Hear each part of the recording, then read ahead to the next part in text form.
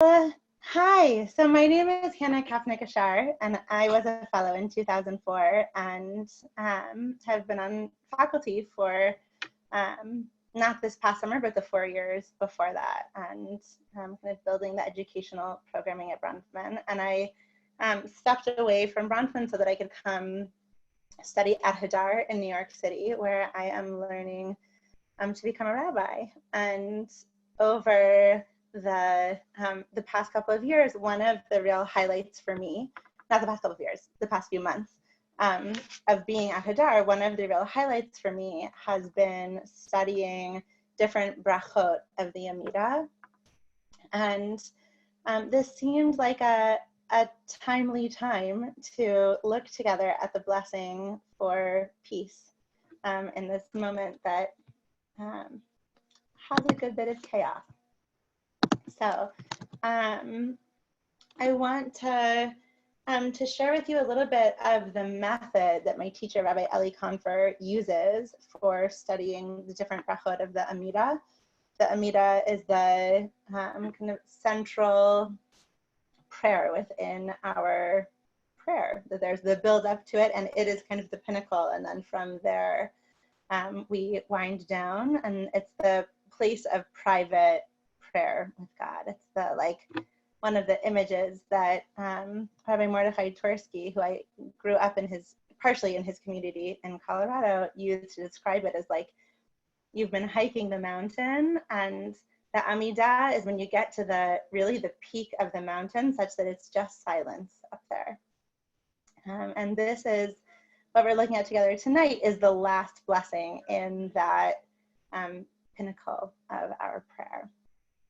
And the method that I want to use with you guys in looking at that blessing is one that Rabbi Eli Confer has introduced to me that goes back to like the thousands. I don't know if that's what you call that century, the 1000s, at least, with a text that's written by Ri Bar Yakar and his predecessor, or his successor, the Abu Draham, where they take the blessings of the Amidah, and actually of all of our liturgy, and they write out for each word or phrase what it's referencing within the Tanakh, with the assumption that any of our tefillot are structured kind of like biblical texts themselves in a way, and that they draw heavily on biblical texts, and that trusting that the way that the tefillot are built, that the blessings are built, is that we can allow them to be as they are in their set form, but that we can really deepen the way that we relate to them by seeing them as interpretive texts. And one of the very rich starting places for that is looking at the biblical references that those blessings are making, to get a better sense of the valence of what our ancestors were trying to achieve with these different blessings. So I want to start with you all with breaking into Chavruta. I will show you the text that we're going to look at, and just give you a little orientation of what you're going to be doing in Chavruta, and then we'll come back together. But let me show you. Okay, this is my technical moment. I'm going to put in the chat here a link to the source sheet we're using. And when you're in Chavruta, you'll just be using that first page. And I'm going to share my screen with you now.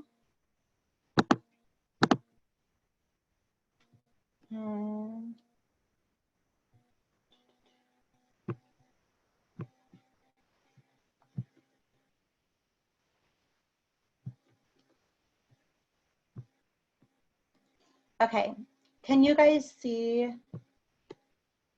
my screen now? Okay, great. So what I want to invite you to look at together is what's on the first page. There's the text of this last bracha, this last blessing. It's the 19th blessing of the Amidah. And you'll see the way that I structured it is that can you also see my mouse? Yeah, okay. So on the right is the text that's in our contemporary Ashkenaz liturgy. That's what, if you pick up, as far as I know, certainly most, if not all, contemporary Ashkenaz Sidurim, this will be the last blessing of the Amidah in the morning. It has a different version that gets used in the evening, which is this one all the way over to the left, which is quite late. It seems like the earliest version of this this blessing here on the left is in the 11th century, whereas the one that we have all the way over on the right, we have versions of it that go very far back, including ones that were found in Geniza, showing that are probably from like somewhere in the 1st, 2nd century. And so the boxes that are all the way to the right here and in the middle are, so the one that's all the way to the right is both the contemporary version and is very similar to early versions that we have of this Babylonian version of this blessing. The one in the middle is found in a Geniza in 1898 and is thought to be quite early, and it's a version of what we had for this blessing in copies of the texts of the Amidah that are, or of where rabbis had written out what you say in these blessings in Eretz Yisrael. So the same way that we have like a Jerusalem Talmud and a Babylonian Talmud, we have different liturgies that come out of those two different communities.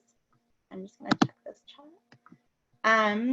I don't know which Geniza this is from, but I'm happy to look into that. I believe this is found by Solomon Schechter. And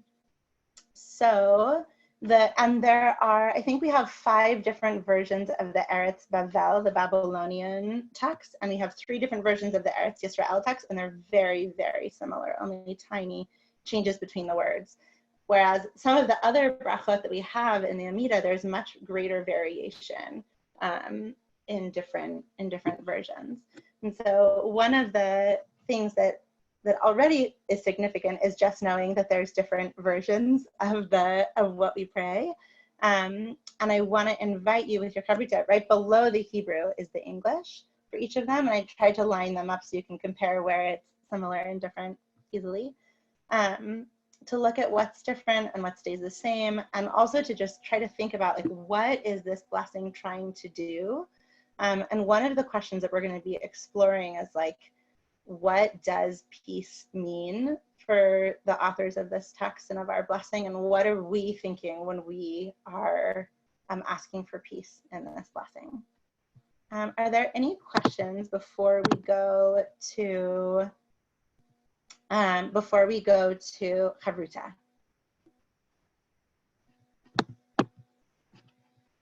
Okay. I am going to put you I've already created breakout rooms. Amazing. Thank you. So I'm just going to hit that. Hannah, how long do you want to have Chavruta? To take like 7 minutes in Chavruta. 7 minutes. Okay. I want to invite people to share what stood out for you in looking at this blessing.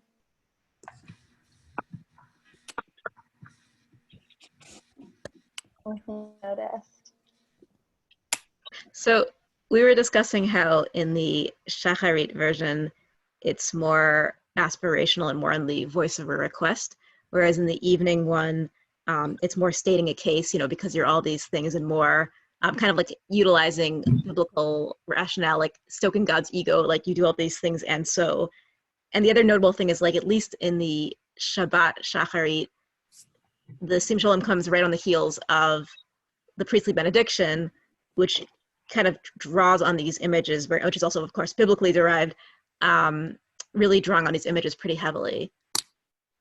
Yeah, this blessing actually, in rabbinic literature, they have like nicknames for all of the blessings. And this blessing is just called Birkat HaKohanim, which is the blessing that the priests offer to people, to the Jewish people. And so this blessing is like deeply interwoven with that.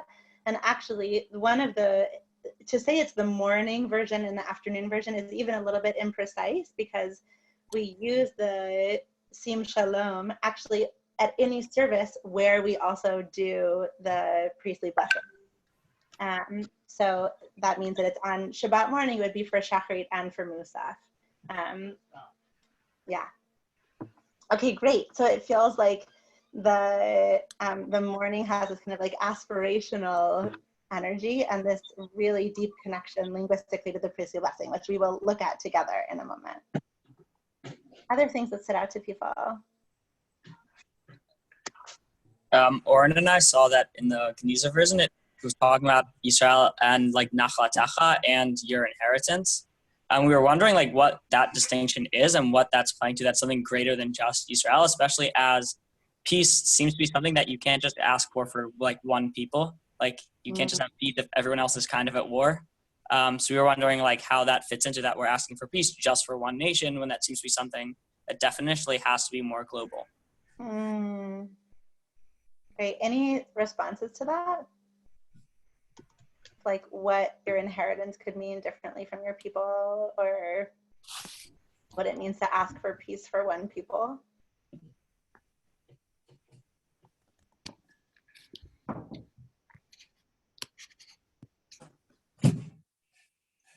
Dumping questions. Other things that stood out to people. Jonathan, did you guys have a theory, or Oren, of what your inheritance is referring to? I think we kind of thought that it meant like everyone like besides the Jewish people, like kind of like the rest of the world. Yeah, that's like, or at least like what I thought it meant. Yeah.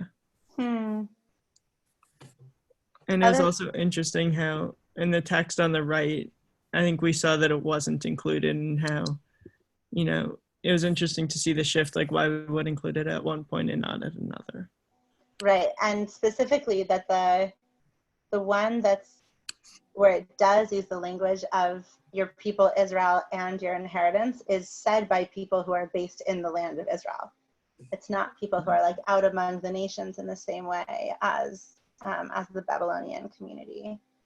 I think that Nachlatecha, that your inheritance, is referring, I don't know what it's referring to because it is obscure. The things that came to mind for me for that were either like the land itself of Israel, which is often described as an inheritance, or of the Torah, which is also described as an inheritance. And that, in the ways that I was reading it, it's much more particularistic than how you were hearing it, Aaron. Yeah. Other things people noticed of like either images that stood out to you here, like, yeah, striking images, or differences or similarities that stood out to you? One thing we talked about is the prayer on the far right anthropomorphizes God in a much different way than either of the other two, talking about God's face and eyes in a way that felt really different than the other two. Interesting. Can you say a little bit, Stephanie, of like what that did for you emotionally, or when you think about God with face and eyes as opposed to, I don't know what the images were that you came away from the other ones with? Well, one thing we talked about was the one on the right. In a lot of ways, like we call it the peace prayer, but it feels more general. It feels like there's a lot of different things happening that are added to it sort of as time goes along. So I think this focus on God and on the sort of multifacetedness feels like it's just about like prayer and maybe spirituality more generally than just peace. Yeah, it feels really broad. The Eretz Yisrael version is like so concise and direct, whereas Sim Shalom is like, it's like every wonderful thing, please, and the other one is like peace. Yeah, Michaela. I was Stephanie's partner, and one kind of read that I was thinking about is like the Eretz Yisrael version. It really just seems like peace means the opposite of war, and that we kind of just expand that as time goes on, which kind of makes sense. But at a very basic level, it's kind of like, give us peace. We don't want war. We want to be together, united, like one, and just make us peace.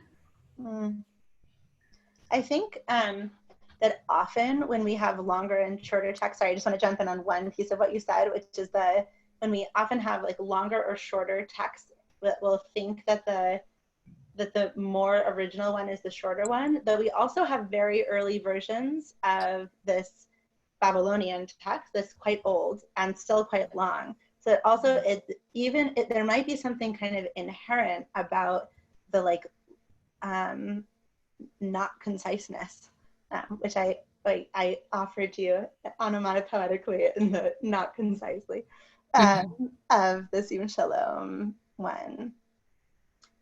Michaela, were you, will you say what you felt you really heard in the Eretz Yisrael one? Or if you were thinking of that as like kind of more core, what you felt like you... Well, Stephanie made the point in our Chavruta that the difference between Oseh Hashalom, so like making even the piece, so there's kind of like a specific piece with the ha, versus blessing, so mevarech bashalom, that seemed like an important evolution or difference. Blessing versus making, and a specific piece versus just a piece. Interesting, right. There's a different relationship with with what the kind of shalom is and how we get to it. And I guess making is such an active word. There's much more involved, it feels like. Yeah. There's that it feels like mivarech is more like bestowing and oseh is like hands-on.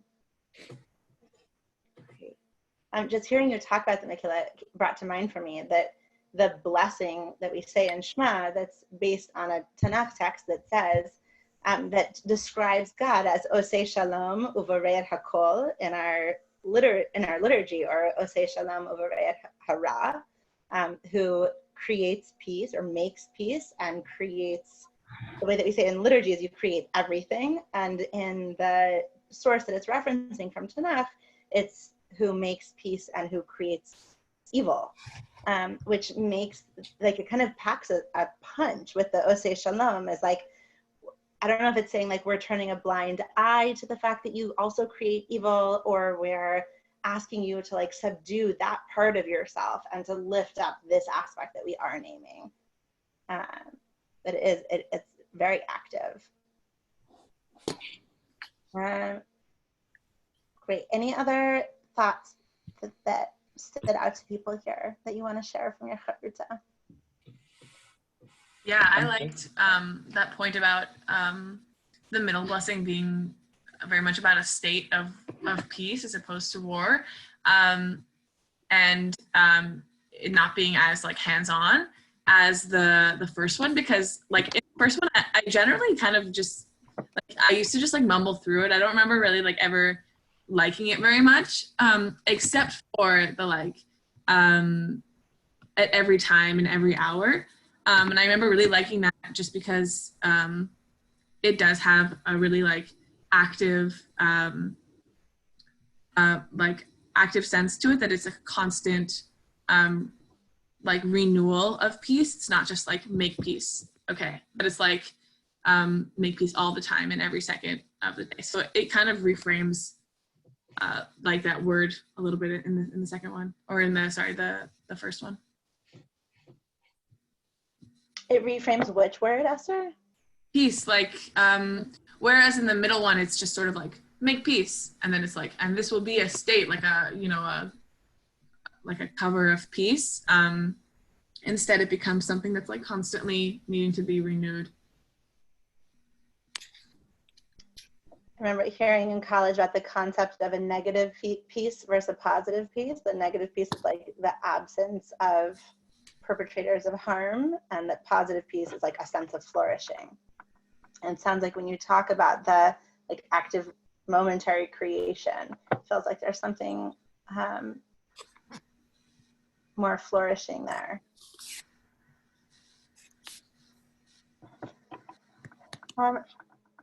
Let's go to the source text for this blessing. So with a lot of brachot, it feels like much trickier to find what it's relating to. This one is quite obviously relating to the priestly blessing. So if you turn to page 2 in your, not turn, if you scroll to page 2, are people able to see it? Or is it helpful if I screen share with you? Okay, I imagine that means it's fine to see it, but let me know if you'd like me to screen share. Can I have somebody read this Bamidbar 6:22 passage for us? 22 through 27.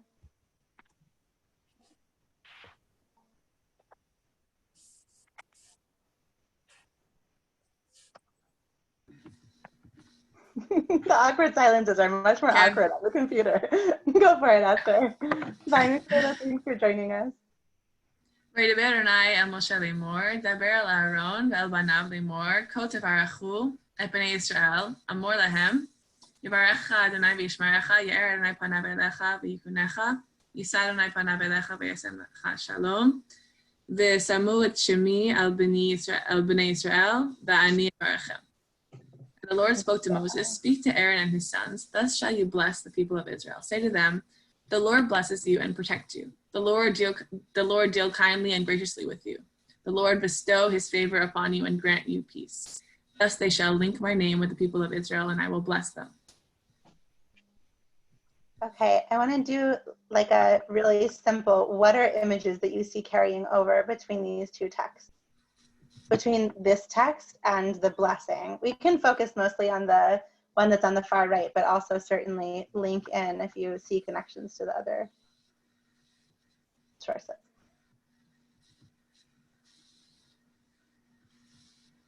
Well, there's peace being an act of divine providence.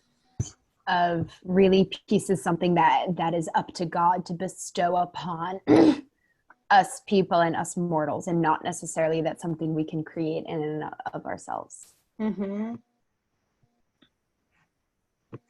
Just being given.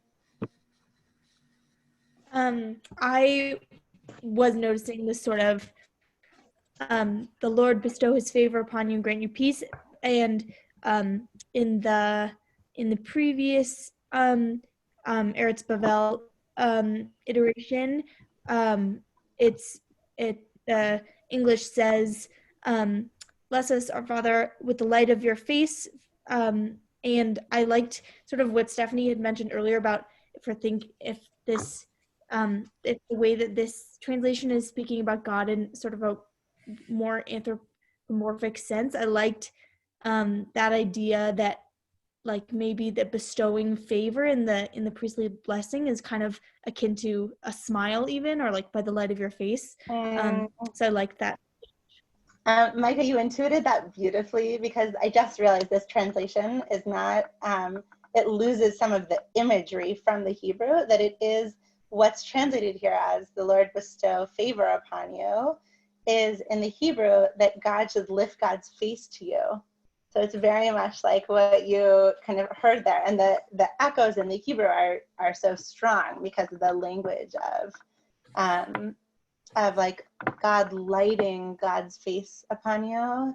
I'm sorry I didn't check this translation before. I feel pretty disappointed with that. I'm gonna just go through doing a little bit closer to what I hear as resonances with the other text and translate it that way. So Hashem spoke to Moshe saying, speak to Aharon and to Aaron's children and say to them, this is how you should bless the children of Israel. Say to them that Hashem should bless you, yivarechecha, and guard you. That God should light God's face upon you, and vichunecha is like to have grace, to bless you with grace. Graciously with you is a great translation of that one. Yisa Hashem panav elecha, that God should lift God's face to you, v'yasem lecha shalom, and grant you peace. And that you should put my name upon the people of Israel, and I will bless them. So Micah, that does feel like it's very much that image. It's interesting to hear that you could hear even in bestow favor that there's something smiling in that. Maybe it's a better translation than I thought. So I want to just highlight a few core words here that come up. I'm going to just show you. This is just a copy of the text of the Abu Draham in a book that's taking this blessing, and so it'll say like Sim Shalom, and then it'll tell you what the source text is for that, and then it'll go through and say Chen v'chesed, and each of these words that comes up in our text, it'll give you different biblical references for it, and we're not going to go through all of them, but I want to just point out a few of the words that the Ribar Yakar and Abu Draham are really interested in trying to connect what are the sources of this, the language of this text, and why is it so important, what's it trying to offer us. That there comes to be a lot of, I guess, like interest and focus on words here of Ya'er, of God lighting God's face upon us, and how light shows up in peace, how light is important to peace. Chen richunaka, to be gracious with you, comes up a lot. And Isa Adonai Panav, God lifting God's face to us. There's a lot of curiosity about that image and what it means for God to lift God's face. I want to go with you guys into a set of sources that are trying to like tease out what's happening in this blessing. And I want to name that there's, in a way, it feels like, well, isn't it just obvious that we would want peace? Isn't it like a totally obvious thing to pray for? And want to try to get us to imagine, like, if we didn't already have a liturgy that we've received through so many generations that's telling us that peace is something worth praying for, how would we make the case for that being the thing that, being one of the top things we pray for, and being the thing that we kind of seal our prayer with at the end of the Amidah? All right. With that in mind, I want to bring you there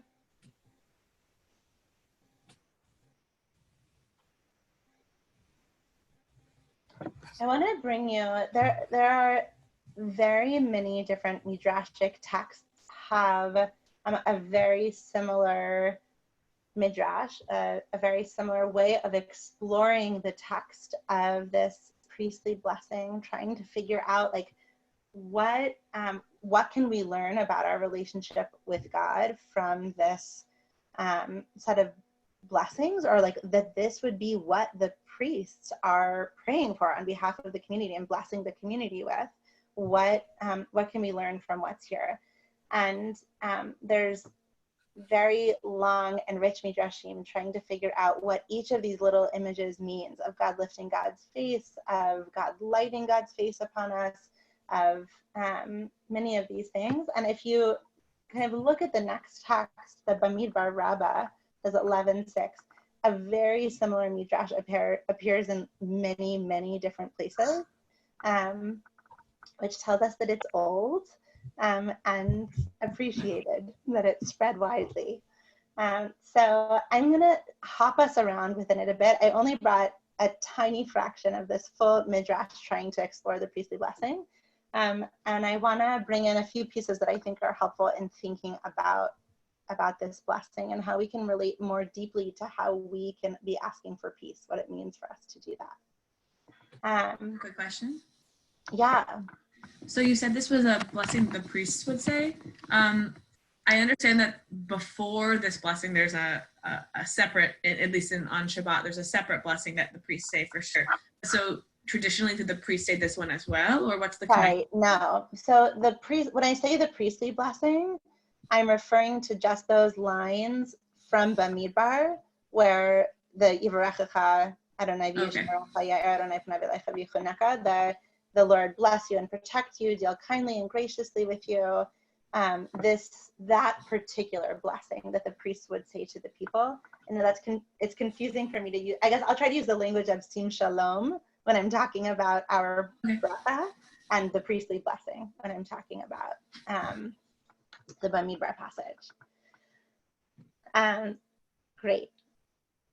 There is something that's, it's interesting to have it feel confusing which is which, because the language is so similar, and like, why are we not just saying the priestly blessing? Why do we have a different blessing that why do we have Sim Shalom instead of just having the priestly blessing?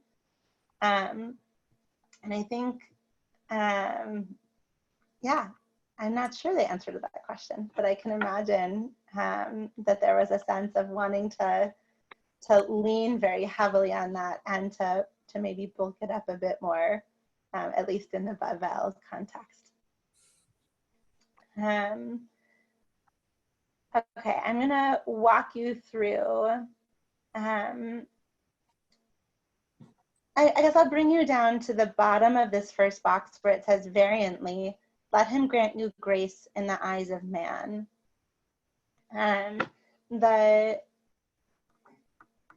I don't want to belittle this midrash by skipping around within it, because there's so much that's so beautiful in it. And I just want to share with you some of the pieces that to me feel most textured. There's a lot here that feels, to me, it feels kind of intuitive, of like when God talks about shining light, that it means like godly presence, or things that are different from exactly the language of light, but that feel kind of more obvious in terms in metaphor.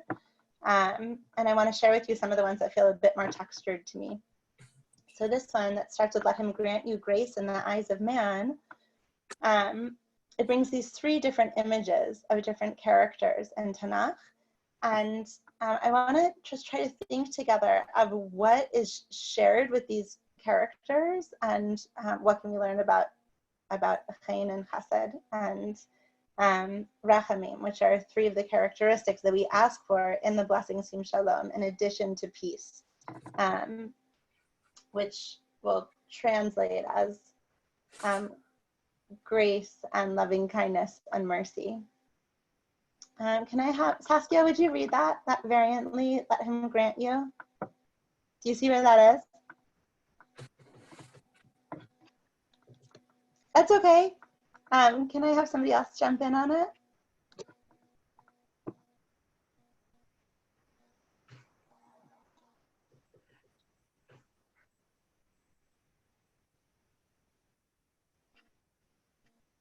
Micah, will you read that?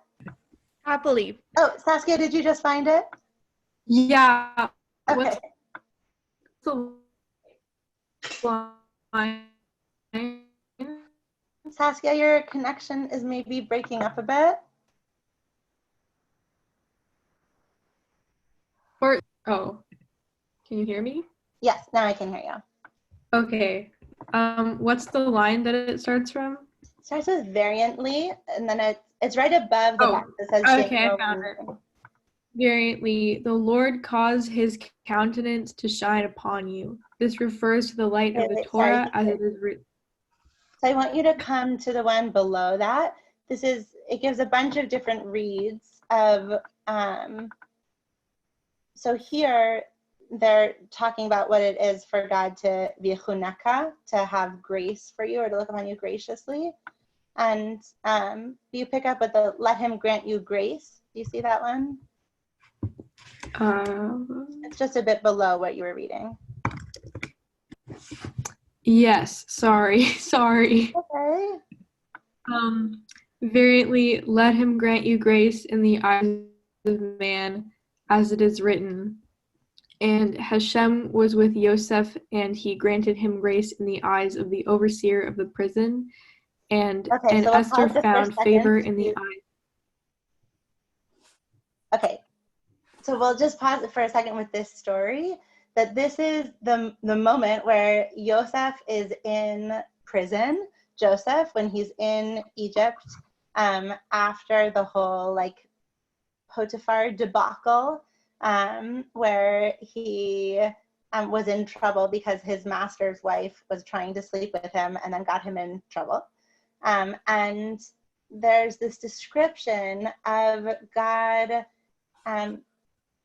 giving chen to Joseph in the eyes of the person who runs the prison. So he's in this prison, trapped, vulnerable moment, and gets chen. And go ahead and read the Esther one, Saskia. Yes. And Esther found favor in the eyes of all who saw her, and God granted Daniel grace and mercy. Okay, so Esther, this is just from Megillat Esther, from Purim, just passed, that Esther, when she's going before Achashverosh and kind of preparing, she's not in the situation of danger per se that Joseph was in, or vulnerability, but this is another moment of Esther kind of being in the hands of other people and having chen put on her. And then there's this Daniel moment, and I'm less familiar with the book of Daniel personally, so I wanted to look at that scene in fuller context. And this is a scene where Daniel, who's been, along with several other people, who's been taken by, I want to say Nebuchadnezzar, he's been taken by a king, and he is being like brought up to be of service to the king, and he's in the king's palace, but refuses to eat the king's food or the wine that the king serves him, presumably because of keeping kosher. And this is one of our early examples of trying to keep kosher in a non-Jewish context.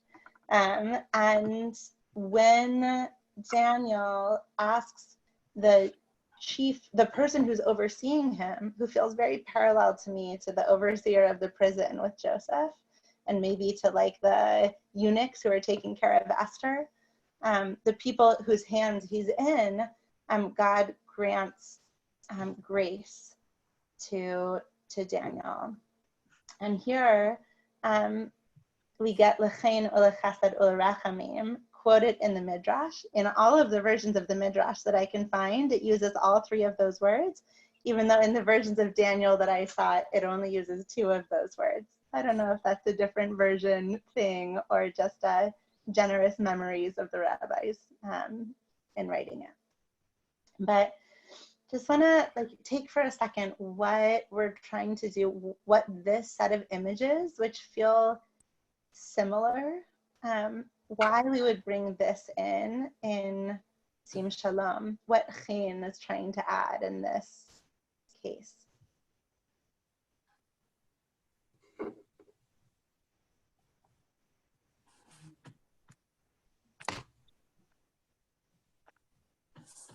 I mean, I think in all of these cases, it seems to be that there's some sort of like adversity going on, whether that's like Esther, like being taken to Achashverosh, or Daniel in the court of Nebuchadnezzar, and that it's like having the strength to go on even when you're surrounded by something that's like not like ideal for your self-growth or for your like worship of Hashem. But even there, like you're asking for, or you have, or you're looking for the ability to like be strong in who you are as a Jew. That's so interesting, Jonathan, just hearing you talk about that. It felt like quite in contrast to some of the images of shalom as like this kind of abiding piece, that this is like when in a really constrained context. Help me, please. Yeah. It's also interesting that in all three biblically derived cases of the chen that you cite from the Midrash, it's dealing with non-Jewish surroundings. So you mentioned earlier that the original comes from, Geniza from Eretz Yisrael. To me, it's interesting that they're picking specifically scenes not only with non-Jews but also from the diaspora, because we have Esther in ancient Persia, imagine, and we have Joseph in Egypt, and we have Daniel also, with Nebuchadnezzar. So I mean, there's something interesting going on there. Yeah, that's really interesting. I wonder how that relates to one of the first points that was made. I think, Jonathan, maybe you made this point about how whether peace is something that can be sort of insular only to Bnei Israel, or whether it has to be interconnected more globally and internationally. And I think that this sort of hints as to the fact that peace can't just be self-contained within Bnei Israel, that it's dependent on a little bit the grace and the mercy of those around us. Yeah, but there's another line like right after this one in Megillat Esther where it says that Achashverosh granted Esther grace and kindness, and they didn't use that one.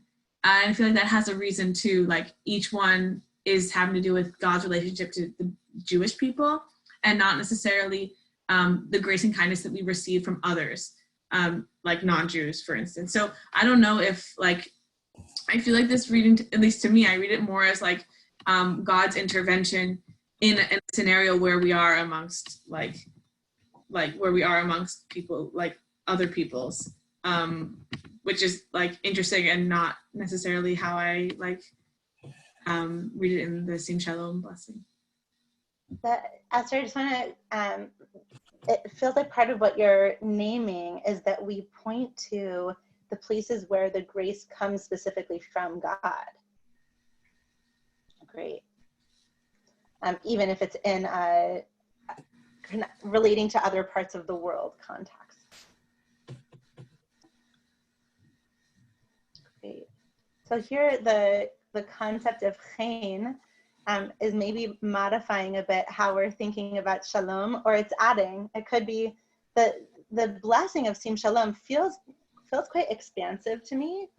I have this image in it that it feels like a ballet. There's like so many beautiful different pieces happening, and that it could be that it's saying like, yes, I want peace, and here's like the like different pieces that make up that constellation. And chen is this, here's just one window into what that can mean. I want to look together at a few of the, continuing on in this Bamidbar Rabbah source, that there's a whole discussion here of what makes shalom, what makes peace good, which is kind of astonishing because it feels like so obvious that peace is a good thing. And yet the rabbis go on and on and on about what makes peace good here and in other places. There's like full other sets of conversations of like why peace,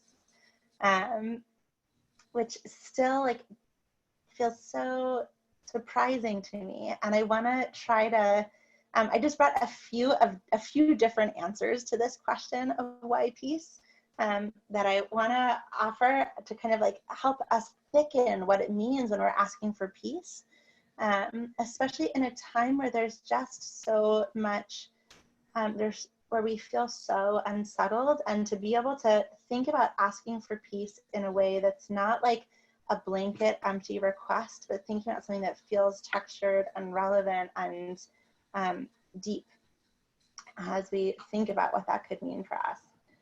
So I'm going to ask you to come to the Bamidbar Rabbah continued source where it says, great is peace. And I'm just going to walk us through a few of these different versions of answers. This isn't a really long conversation where a bunch of different rabbis are saying Gadol Shalom because, or Gadol HaShalom, that peace is great because. Or we know that here's a proof for why peace is great. And one that's offered here is that great is peace because God is willing to bend the truth for the sake of peace, for the sake of Shalom Bayit. That when God tells Sarah that she's going to conceive, when Sarah hears that she's going to conceive, she says, but my master is old. But when God talks to Abraham about it, God says, when Sarah heard this, she said, I am old. How can I have children? As if to like prevent Abraham being offended by Sarah thinking he's old and that he would be the impotent one. It's like, oh, no, she must have been only talking about herself in that case. And so there's a place of like, there's so much literature about how like truth is God's seal, like that God would, like truth is divinity. And here it's like, but there's some things that God's willing to bend the truth for, and one of those things is peace between people. And I'm gonna, I want to see your comment here, Raish. The difference between Shalom Bayit, domestic peace, versus Shalom Bayit. Shalom Bayit. That's great. That's a good one to type. Thank you.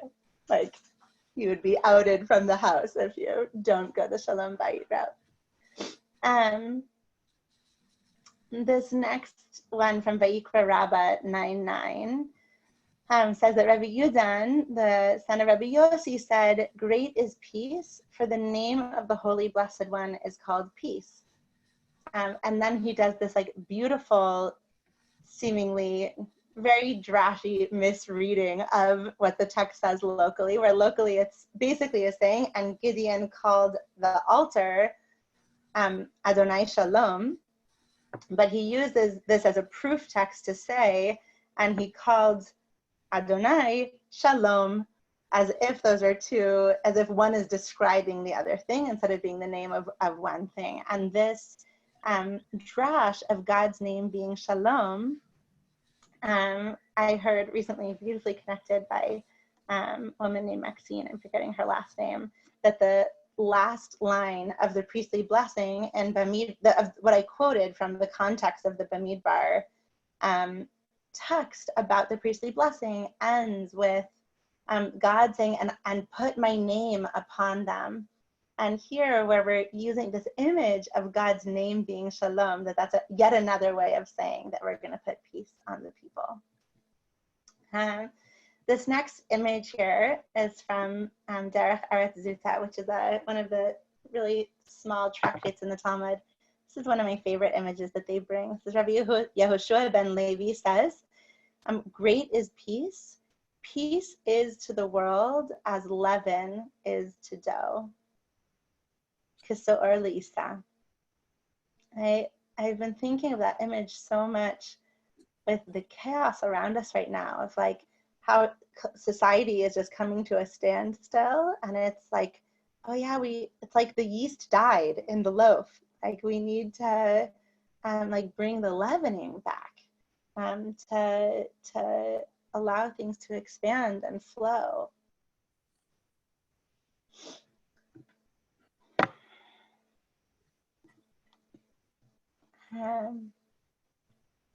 There's many other sources here that I think are very beautiful and really inform the nature of this bracha, but I want to bring you down on the source sheet to a couple more sources that I think are especially beautiful.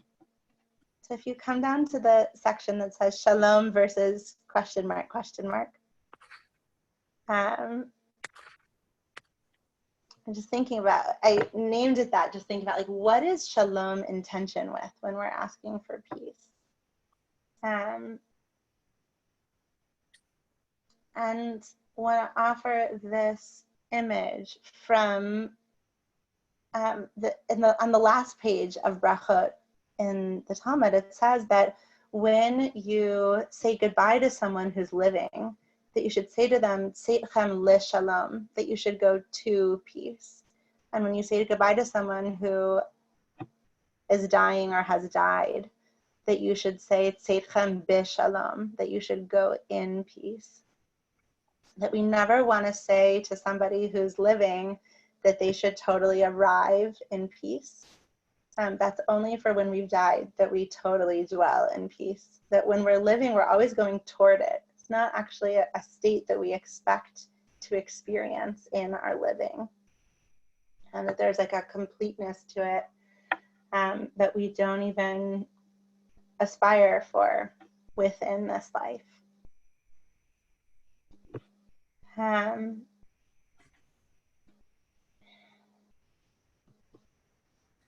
Yeah, for me, in terms of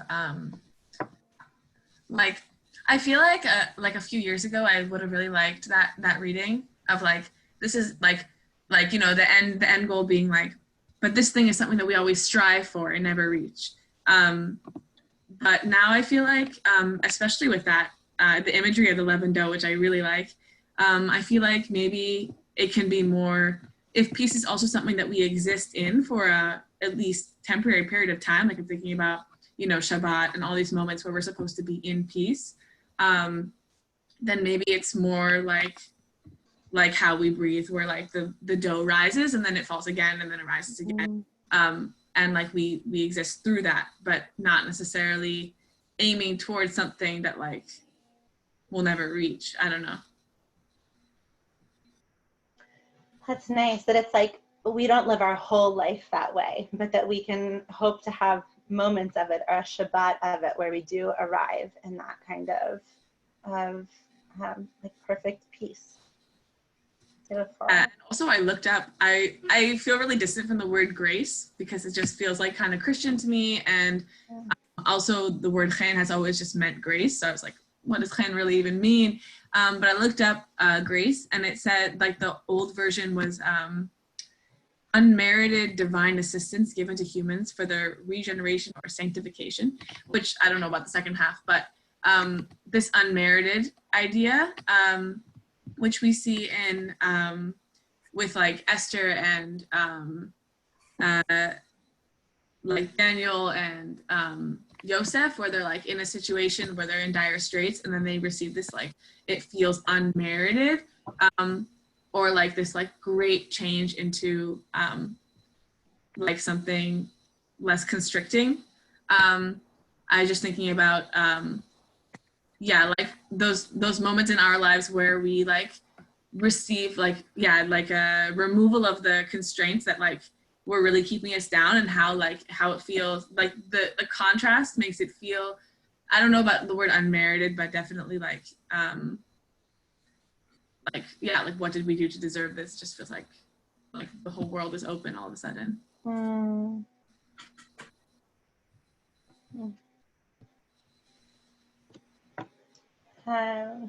Thank you for that.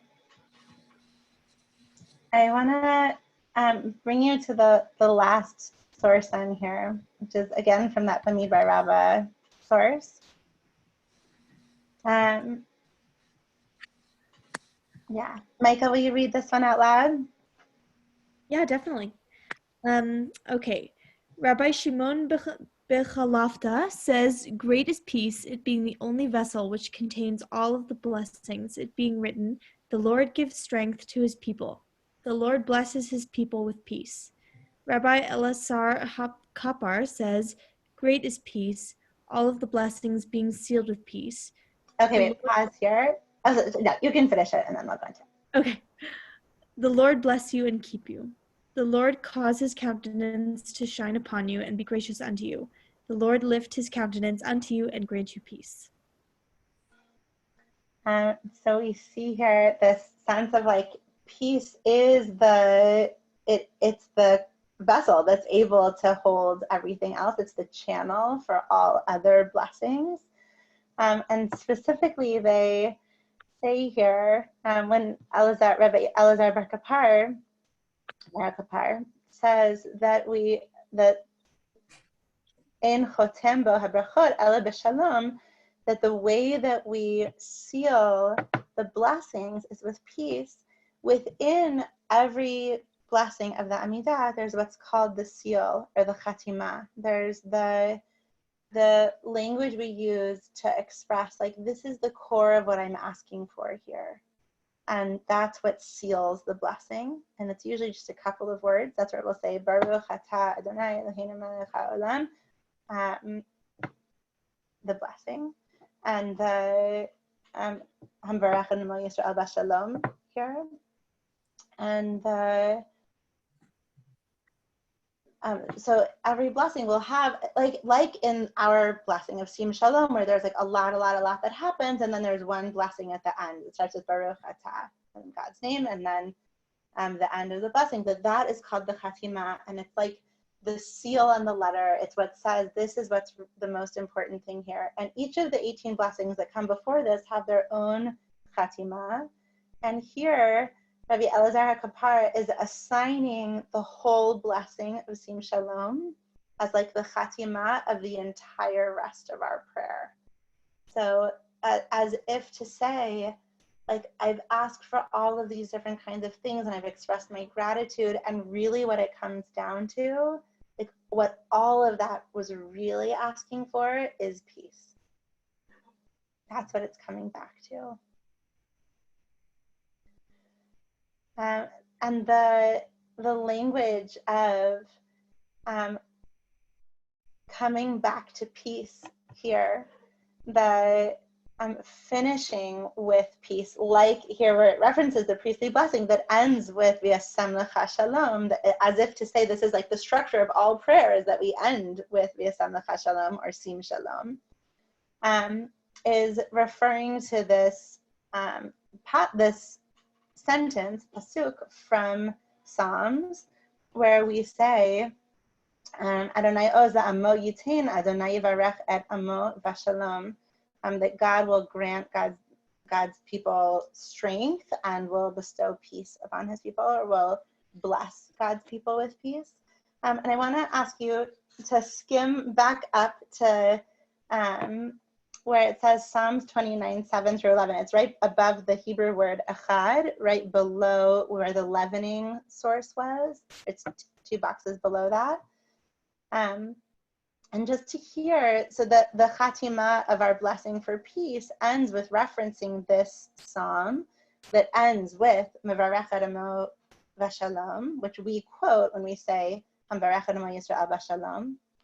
And just want to give you the flavor of peace that's offered here as our closing to the closing blessing. So here, this you might have heard in Kabbalat Shabbat on Friday nights or elsewhere.